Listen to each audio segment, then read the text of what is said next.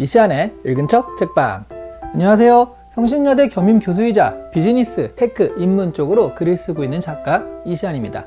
오늘 소개해드리는 책은요, 1965년에 처음 발간되었는데요. 처음 발간되었을 때 초판 2,000부도 판매하지 못할 만큼 묻힌 작품입니다. 지금 책이 정말 안 나가는 시대라 해도 어느 정도 작가들은 그래도 초판 3,000부 정도는 나가는데, 예전에 책이 좀 잘 나가던 시기에 2,000부도 판매하지 못했다. 정말 폭망한 작품이죠. 그러다가요, 2003년에 미국의 문학 출판사 뉴욕 리뷰 북스가 잊혀진 명작들을 복간하는 시리즈를 진행을 했는데, 그러면서 이 책을 다시 출간하게 됩니다. 그러다가 기적 같은 역주행 신화가 일어나서요, 유명해진 책입니다. 마케팅도 없었는데 그야말로 입소문만으로 재발견된 책이라고 할 수 있어요. 저는 이 책을 보면서 화이트 칼라판 노인과 바다 같다라는 느낌이 들었거든요. 이 느낌이 이 책이 역주행한 이유에 가닿는 것 같습니다. 이 책이 지금에 와서 성공을 거둔 이유를 오늘은 알아보도록 할게요. 바로 이 책, 존 윌리엄스의 소설입니다.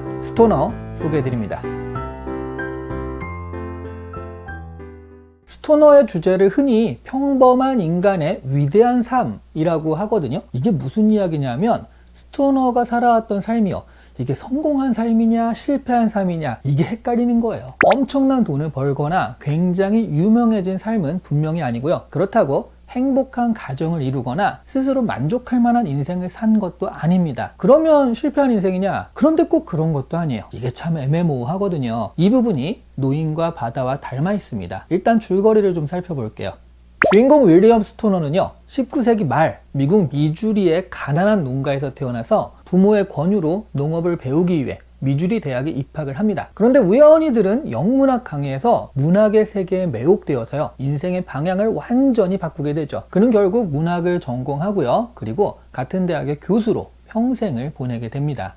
그 과정에서 친구도 만나고 결혼도 하게 되는데요, 이 결혼이 꽤나 불행했습니다. 그의 아내 이디스는요, 남편과 정서적으로 단절된 인물이에요. 이디스는 결혼 생활 내내 남편을 혐오하듯 대합니다. 스토너는 사랑받지 못한 채 가정 안에서도 고립이 돼요. 그러다가 딸 그레이스가 태어나는데요, 스토너는 딸을 진심으로 사랑하고 그 속에서 작은 위안을 얻습니다. 그런데 이디스가 남편과의 감정 싸움에서 딸을 이용해요. 그리고 스토너와 그레이스를 의도적으로 떼어놓습니다. 그레이스는 어머니의 통제 아래 자라나며 점점 외롭고 불안정한 청년으로 성장하게 되고요, 결국 나중에는 술에 의존하게 됩니다. 스토너는 자신의 무력함을 깨닫고 죄책감에 시달리지만 이미 가정은요, 회복 불가능한 상태가 되어버렸죠. 그렇다고 직장에서 잘 풀리느냐? 그것도 아닙니다. 직장에서는요, 학문보다 권력에 집착하는 로맥스 교수와 충돌하게 돼요. 스토너는 로맥스의 제자였던 한 대학원생의 부정행위를 문제 삼았다가 오히려 학과장인 로맥스의 보복을 받게 됩니다. 그 결과 그는 강의 배정에서 밀리고요, 학과 내에서 고립되기도 해요. 로맥스가 그냥 타협하고 넘어가자라고 하는 것을요, 싫다, 원리 원칙대로 하겠다, 자신이 맞다라고 생각한 그런 방식대로 밀고 나갔다가 커리어가 결국 꼬이게 되었던 거죠. 그러다가 동료 강사인 캐서린 드리스콜을 만나면서요, 그는 처음으로 진정한 사랑을 하게 되어 영혼의 교감을 경험했거든요. 두 사람은 문학과 학문을 사랑하는 마음으로 연결되어서 짧지만 깊은 관계를 나누게 되는데요, 아무리 그렇다 해도 결국 불륜은 불륜이죠. 당시 사회가 지금보다는 관대하고 가정에서의 스토너의 불행한 처지를 생각한다 하더라도 역시 안 되는 것은 안 되는 것이었습니다. 로맥스의 압박 속에서 결국 캐서린은 학교를 떠나게 됩니다. 스토너 삶에 빛났던 순간도 순식간에 암흑 속으로 잠기게 되죠. 세월이 흘러서 스토너는 노교수가 됩니다. 명예나 승진은 없고요, 가정은 이미 무너졌고 제자나 동료도 남지 않았습니다. 하지만 그는 여전히 매 학기 강의실로 들어가죠. 그래서요, 그의 삶은 실패처럼 보이기도 해요. 그러나 그는 한평생 자신이 사랑한 문학 그리고 진실에 대한 믿음을 단 한 번도 배신하지 않았습니다. 그것이 그가 가진 마지막 자존심이자 품격이었습니다. 마지막 장면에서 스토너는 조용한 죽음을 맞이하는데요, 죽음을 앞둔 스토너가 병상에 누워서 자신이 저술한 책을 들여다보죠. 그 책은요, 그가 평생 사랑했던 문학이자 자신이 걸어온 삶의 상징입니다. 얼핏 그의 삶은 실패로 보일 수도 있는데요, 사실은 누구보다 진실하게 살았던 한 인간의 완결된 퍼포먼스이기도 한 것입니다. 제가 왜 노인과 바다 이야기를 했는지 아시겠죠? 비슷한 부분이 있거든요. 고기가 잡히지 않지만 묵묵히 고기를 잡으러 바다로 간 노인, 그리고 거기서 큰 고기를 잡았지만 결국 상어떼에게 다 뜯어먹히고요. 그리고 빈손으로 돌아온 노인은요, 겉으로 보면 실패한 어부에 불과합니다. 그럼에도 묵묵히 계속 그만의 방식대로 자신의 삶을 살잖아요. 스토너도 외부적으로 성공이라고 할 수 있는 결과는 없었지만요, 그 자신은 자신의 원리와 진실성 아래서 자신의 삶을 묵묵히 살아요. 그의 커리어가 꼬인 건요, 학과장인 로맥스와의 충돌 때문인데, 사실 로맥스의 제자가 흠을 가졌잖아요. 거기에 대해서 좋게 넘어가면 끝나는 문제였습니다. 그런데 자신이 옳다고 믿는 일을 끝까지 지키느라고 일이 어긋나게 된 거예요.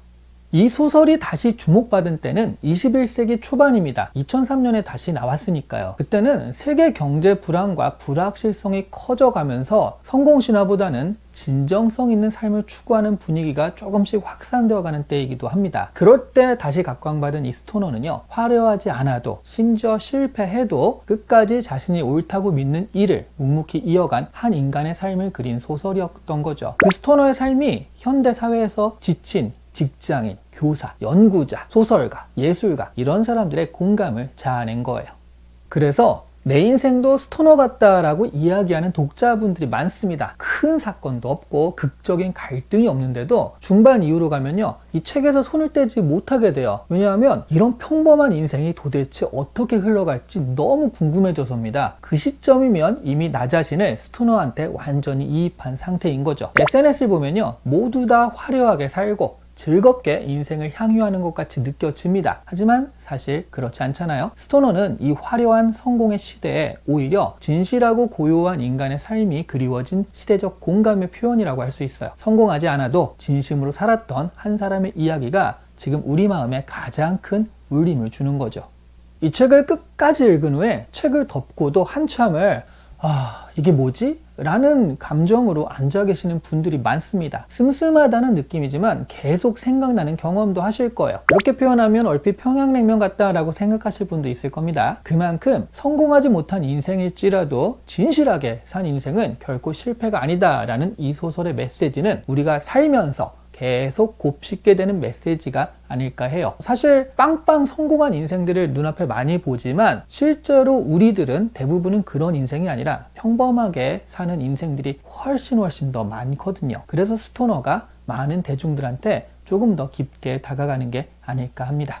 오늘 이 시간에 읽은 책 책방은 존 윌리엄스의 스토너였습니다. 작가인 존 윌리엄스는요, 1994년에 세상을 떠났는데 이 책은요, 2003년에야 빛을 발하게 되거든요. 그러니까 작가는 이 책을 2000권도 안 팔린 실패작으로 알고 죽었던 거죠. 그런데 나중에 이렇게 많이 팔리는 베스트셀러가 되었습니다. 스토너 교수가 곧 존 윌리엄스 작가 자신이 아닌가 하는 생각도 듭니다. 감사합니다.